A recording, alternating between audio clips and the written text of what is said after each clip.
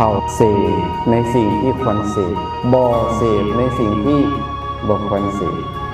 คบในสิ่งที่ควรคบบ่คบในสิ่งที่บ่ควรคบเห็นบอกเขารู้จักว่าอันใดผิดอันใดถูก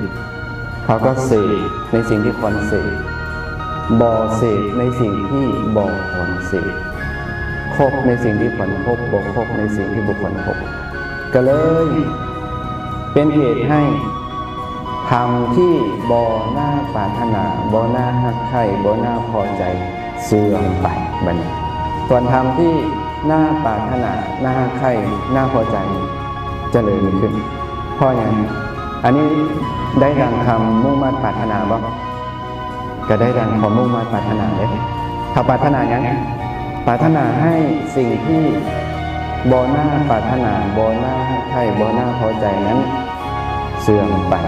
แล้วก็ปรารถนาให้สิ่งที่น่าปรารถนาน่าใครน่าพอใจนี้เจริญขึ้นเวลาพระเจ้าสร้างเหตุถึงสิ่งที่ควร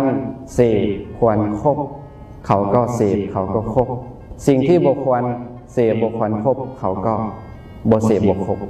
ก็เลยเป็นเหตุให้สิ่งที่บ่น่าปรารถนาบ่น่าใครบ่น่าพอใจเสื่อมไปแล้วก็สิ่งที่น่าปรารถนาน่าใครน่าพอใจเจริญขึ้นเป็นอย่างจะเป็นอันนั้นเพราะว่าเขาหู้จักเขาหู้ถืออย่างนี้เนาะ